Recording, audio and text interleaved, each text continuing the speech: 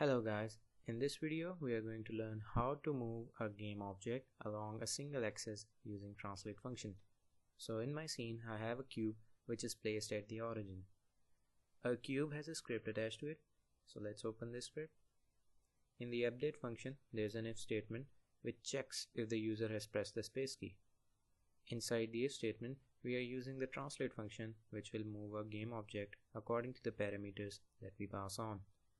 The three parameters that we pass it are values in the three axes x, y and z. Right now I'm passing it a 1 for x and 0 for y and z. This means that every time this statement is executed, our cube will move 1 unit along x-axis from its current position.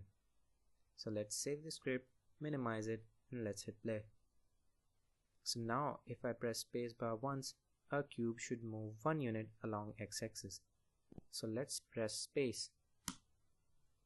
Sure enough, our cube moves from x equals 0 to x equals 1. If we press space again, it moves from its current position x equals to 1 to x equals 2. Let's stop playing and open the script again. Now set y to 1 and x and z parameters to 0.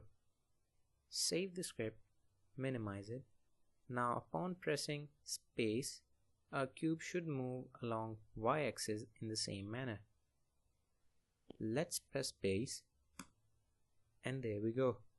Now the cube is moving along y-axis. Similarly, you can move the cube along z-axis by setting the z parameter to 1 and the rest of the parameters to 0. Setting any parameter to -1 will cause the cube to move 1 unit in the opposite direction. The translate function also takes vector 3 arguments. So to move 1 unit along x-axis, we can simply pass it vector3.right. So that's it for this tutorial. I hope someone finds it useful and thank you for watching.